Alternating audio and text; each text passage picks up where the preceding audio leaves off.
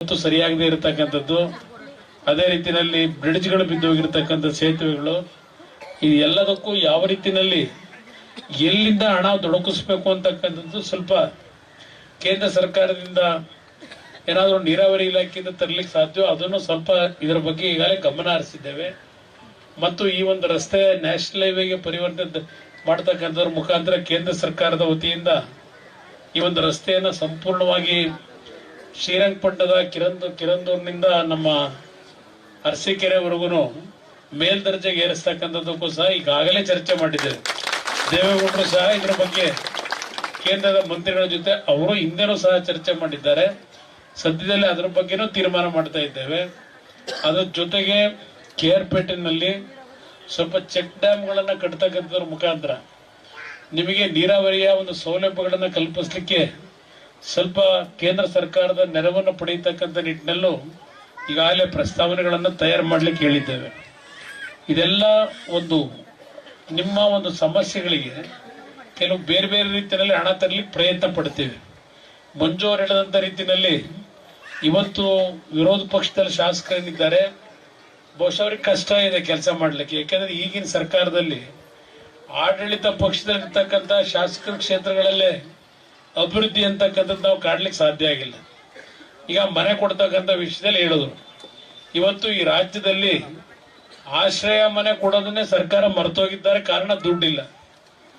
ಕಳೆದ 5-6 ವರ್ಷದಿಂದ ಇವತ್ತು ಮನೆಗಳನ್ನ ಕೊಡ್ತಕ್ಕಂಥಲ್ಲೂ ಸಹ ಸರ್ಕಾರ ಇವತ್ತು ಯಾವುದೇ ಆಶ್ರಯ ಸ್ಕೀಮ್ನ ಮನೆಗಳನ್ನ ಬಿಡುಗಡೆನೂ ಮಾಡಲಿಲ್ಲ. ಅದು ಒಂದು ಹಾಳಾಗೋಗ್ಲಿ. ಇವತ್ತು ಎಷ್ಟು ಗ್ರಾಮ ಪಂಚಾಯಿತಿಗಳಿಗೆ ಎಷ್ಟು ಅನುದಾನ ಕೊಟ್ಟಿದ್ದಾರೆ. ತಾಲೂಕ್ ಪಂಚಾಯತಿ, ಜಿಲ್ಲಾ ಪಂಚಾಯತಿ ಚುನಾವಣೆನೇ ನಡೆಸ್ತಿಲ್ಲ 3-4 ವರ್ಷ. ಇವತ್ತು 5 ವರ್ಷ ಆಯ್ತಾ ಬಂತು. ಇಮೆ ಬಂದ್ರೆ 5 ವರ್ಷ ಆಯ್ತು. ತಾಲೂಕ್ ಪಂಚಾಯತಿ ಚುನಾವಣೆ ಇಲ್ಲ, ಜಿಲ್ಲಾ ಪಂಚಾಯತಿ ಚುನಾವಣೆ ಇಲ್ಲ. ಕೇಂದ್ರ ಸರ್ಕಾರದಿಂದ 15ನೇ ಹಣಕಾಸು ಆಯೋಗದಲ್ಲಿ ಗ್ರಾಮ ಪಂಚಾಯತಿ ಅಭಿವೃದ್ಧಿಗೆ ಅಂತ ಹೇಳಿ ಕೊಟ್ಟಂತ 500 ಕೋಟಿ ಹಣ ಇವತ್ತು ಸಹ ಪಂಚಾಯತಿಗಳಿಗೆ ಬಿಡುಗಡೆ ಮಾಡ್ಲಿಕ್ಕೆ ಆಗಿಲ್ಲ ಈ ಸರ್ಕಾರದಲ್ಲಿ. ಇದು ನಡೀತಾ ಇರತಕ್ಕಂಥ ಆಡಳಿತ. ಈ ರಾಜ್ಯದಲ್ಲಿ ಒಂದು ಸರ್ಕಾರ ಇದೆ ಅಂತಕ್ಕಂಥ ಭಾವನೆಗಳೇ ಜನ ಮರೆಯತಕ್ಕಂಥ ಒಂದು ಪರಿಸ್ಥಿತಿಗಳು. ಇವತ್ತು ನೀವೆಲ್ಲ ನೋಡ್ತಾ ಇದ್ದೀರಿ. ನಿನ್ನೆ ದಿನ 15% ಬಸ್ ದರ ಏರಿಕೆ ಮಾಡಿದ್ದಾರೆ. ಇವತ್ತು ಬಹುಶಃ ನೀವು KR-ಪೇಟೆಯಿಂದ ಮೈಸೂರಿಗೆ ಹೋಗೋದಾದ್ರೆ ಕನಿಷ್ಠ ನಿಮಗೆ 30-35 ರೂಪಾಯಿ ಹೆಚ್ಚಿಗೆ ಹಣ ಕೊಡ್ಬೇಕೀಗ. ಏನಾದ್ರು KSRTC ಬಸ್ಸಲ್ಲಿ ಹೋಗ್ತೀವಿ ಅಂದ್ರೆ, ಇಲ್ಲ ಇಲ್ಲಿ KR-ಪೇಟೆಯಿಂದ ಹಾಸನಕ್ಕೆ ಹೋಗ್ತೀವಿ ಅಂದ್ರೆ 20-25 ರೂಪಾಯಿ ಜಾಸ್ತಿ ಇರ್ಬೋದು. ಈಗ ಎಲ್ಲ ಕಡೆ ಇವತ್ತು ಬೆಂಗಳೂರಿಂದ ಮೈಸೂರಿಗೆ 90 ರೂಪಾಯಿ ಜಾಸ್ತಿ ಆಗಿದೆ.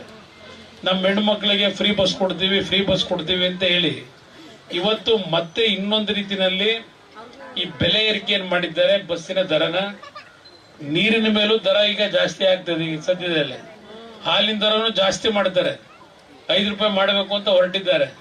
ಆದ್ರೆ 5 ರೂಪಾಯಿ ಜಾಸ್ತಿ ಮಾಡಿದ್ದು ನಿಮಗ್ ಕೊಡೋದಿಲ್ಲ ದುಡ್ಡನ್ನ.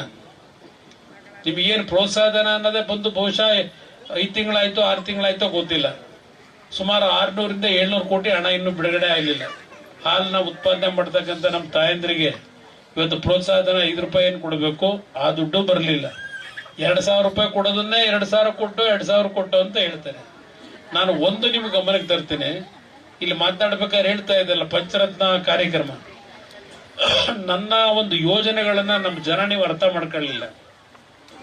ಆ ಕಾರ್ಯಕ್ರಮದಲ್ಲಿ ನಾವು ಪ್ರತಿ ಗ್ರಾಮದಲ್ಲಿ, ಗ್ರಾಮ ಪಂಚಾಯಿತಿಯ ಕೇಂದ್ರದಲ್ಲಿ ಅತ್ಯಂತ ಸುಸಜ್ಜಿತವಾದಂತಹ ಶಿಕ್ಷಣಕ್ಕೆ ಮಕ್ಕಳಿಗೆ 1ನೇ ತರಗತಿಯಿಂದ 12ನೇ ತರಗತಿವರೆಗೆ ಕನ್ನಡದಲ್ಲಿ ಓದ್ತಕ್ಕಂಥ ಮಕ್ಕಳಿಗೆ ಕನ್ನಡ ಸ್ಕೂಲು, ಇಂಗ್ಲಿಷಲ್ಲಿ ಓದ್ತಕ್ಕಂಥ ಮಕ್ಕಳಿಗೆ ಇಂಗ್ಲಿಷ್, ದೊಡ್ಡ ಮಟ್ಟದಲ್ಲಿ ಶಿಕ್ಷಣಕ್ಕೆ ಚಾಲನೆ ಕೊಡಬೇಕು ಅಂತ ಇದ್ದವನು. ಅದಷ್ಟೇ